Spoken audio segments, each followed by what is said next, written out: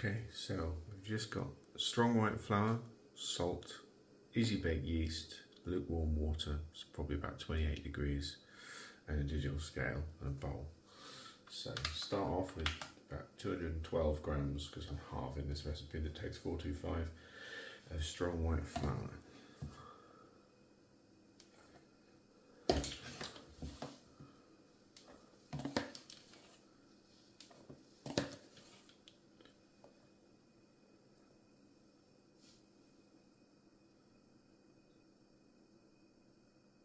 There we go. And if you can see that, that's 213, that'll do. And then you want half a teaspoon of salt. That's half teaspoons on there. Half a teaspoon. There's my salt. In it goes. And then about a quarter of a teaspoon of yeast.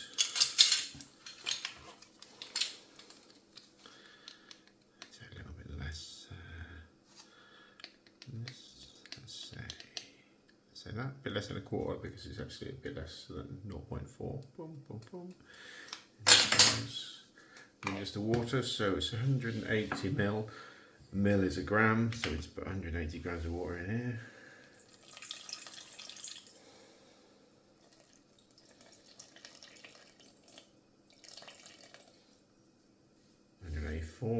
I'll just put a pinch of flour in just to even it out.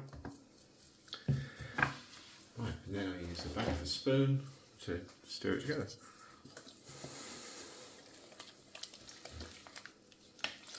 Look dangerously wet at first, and then gradually come together to a shaggy dough.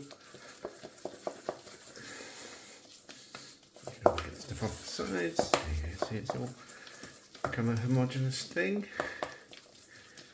There we go. Scrape that sticky nonsense off there. So it's all sticky and weird looking. So I like these things, so I'll scrape that down to the edges to make it all together.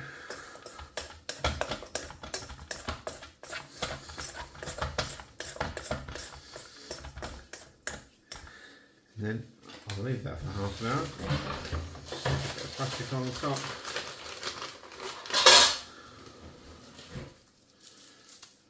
Shower caps. Then I'll leave that alone for half an hour and come back. Okay, it's been about half an hour, so let's have a look. So it looks similar to before, just flattened out a little bit. So it's been in the bowl. I'm going to wet my hands so it doesn't stick. Then I'm just going to pick the bugger up. You don't have to be scared of it. There you go, that's the thing. So that's really stretchy, like very well chewed gum. But I just fold it around like this. You don't want to tear it, you just stretch it as far as it'll happily go, and then keep bringing it in on itself. And you can feel it starting to firm up as the gluten chains start to form.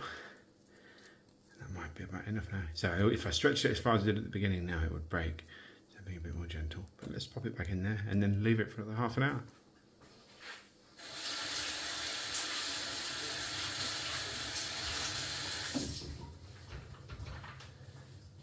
Pop this little hat back on.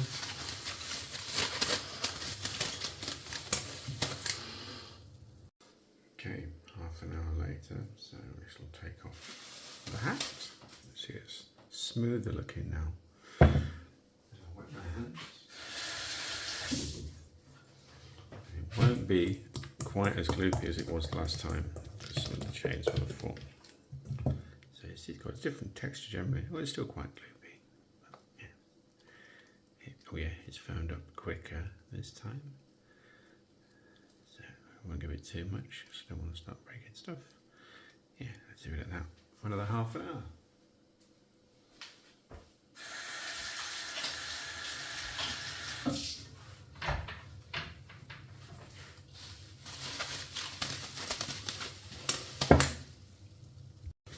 Okay, fold 3. Into my hands. It's even smoother looking now. Still pretty soft.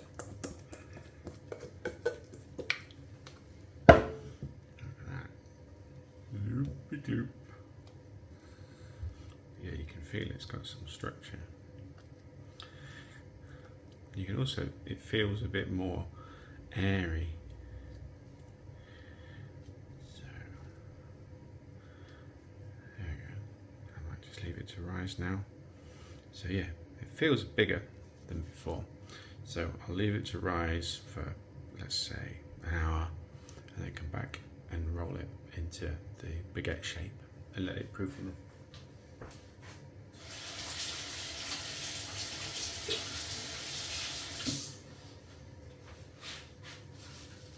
So let's see what it looks like in an hour. Okay, that's been an hour, so let's have a look.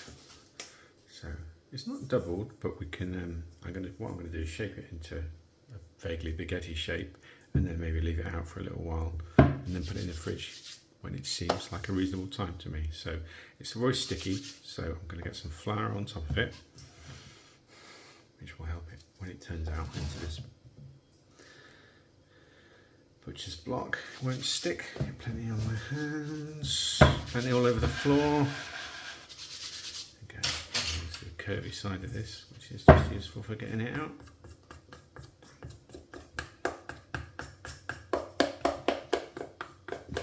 Yeah, I can feel it's quite airy. Actually, you can see it wobbling.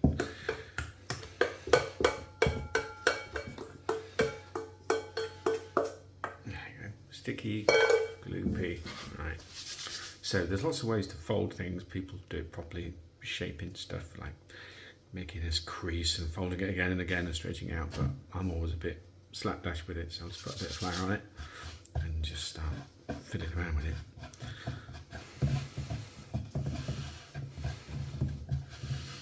So, you know, you could just leave it at that. Yeah, there's all sorts of things. Like, I was watching a thing earlier where someone gets it and pulls it out and then sort of thumbs down the crease and all sorts of stuff, but to be honest, I just do it the lazy way and it's worked fine. You see these little bubbles here. Sometimes you do get big bubbles. Some people want to pop them, like you can pop them if you want, and it will just sort of settle down, or you can leave them. You might notice on the finished loaf that if you've got a bubble, you get like a little dark spot because it'll burn more easily than the stuff without a void inside, because it's a thinner layer of dough. Anyway, here we go. So put a bit of flour on that and stop it sticking. There you go. So now I've got an amusing contraption. So you can get it's called a couche, a thing like a folded towel-y thing, so you can keep it baguette straight. But I've made this very high-tech thing out of 2 rolls, 2 tins, some baking tray. Stick some baking paper in there, and then I'm just going to grab this thing and stick it in the middle. There we go. Try and get it vaguely the right shape. Basically the purpose of that is just to stop it spreading out too much and going too flat. So I'm going to put something over it. I've got these, I'm using little umbrellas, just so that any dust and stuff doesn't land on it. And I'm going to leave it like that for, I don't know, maybe half an hour, just because I feel like it could maybe rise a little more, and then I'll put it in the fridge for a couple of hours and then go from there. Okay, so it's been in here for about half an hour, so it's probably time to stick it in the fridge now. If you look at it, you might get depressed and think, oh, that looks bloody awful. See how flat it is?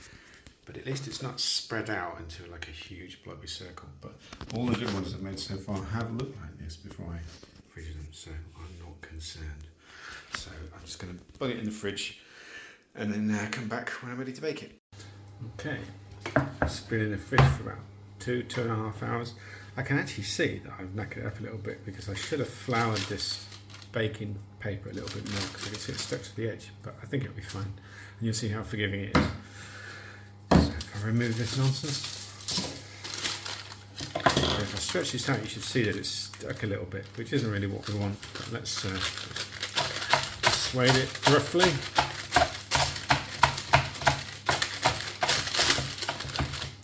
Same way.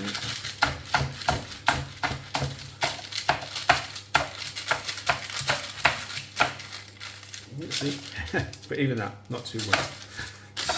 So I've got a couple of options here. I could sort of flour it a little bit and try and roll it over, but to be honest, I think it'll probably be fine because as it cooks, it will harden on the bottom and it will come off. So let's see how badly I can mess it up. So this is my baker's alarm. So yeah, basically just razor blade on a stick.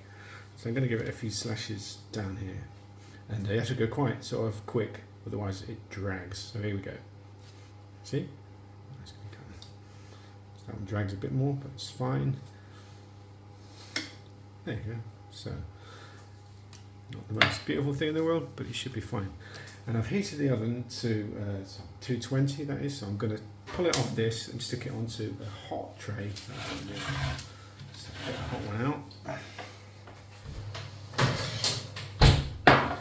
There we go. And then unceremoniously plop this on there.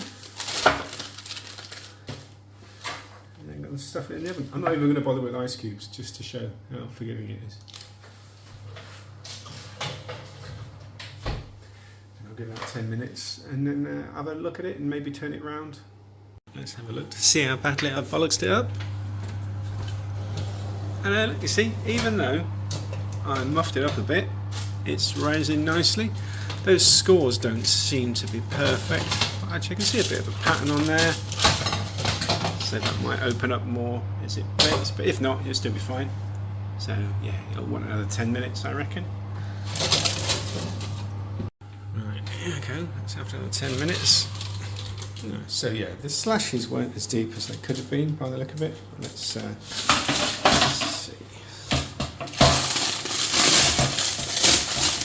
Yep, come off the bottom. Hollow noise. Yeah. That's right. So yeah, definitely could have done with deeper slashes because it's not looking as lovely as this one. But I reckon when we slice into this bad boy, it'll be absolutely fine. And I do wonder if the absence of the ice cube is why the crust is a little firmer. Might even make a difference to the colour. You can see there, see that little darker spot there? That will be where there was a bubble closer to the surface. Maybe that as well. But I reckon that'll be a tasty fella. Okay, so it's been cooling about 10 minutes, still warm. In an ideal world, you're supposed to leave them until they're completely cool because you can get a little bit of gumminess on the inside. But just again, to show you how remarkably lenient things can be, I'm just going to cut into it now. Have a bit with some butter. So it was really crisp when it came out and now it's softened a bit. That tends to happen, which I assume is just because of the steam softening things up. So cut an end off.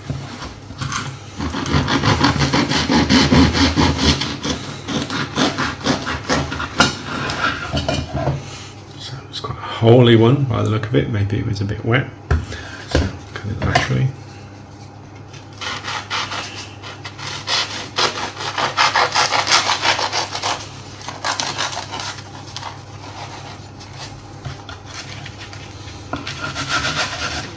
There we go. So to be honest, this is probably the worst one I've made in a while, but you know, it's still fine. It's got more of a sort of ciabattery crumb structure, but it doesn't feel gummy or anything. Some butter on it. Let's see what it's like.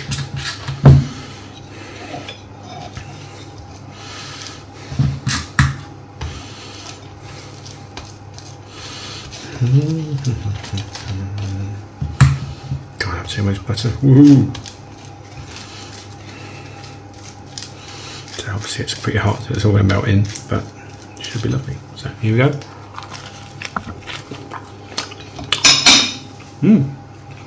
It's beautiful. So, even one done in such a messy way as that, it's fine. So, give it a go.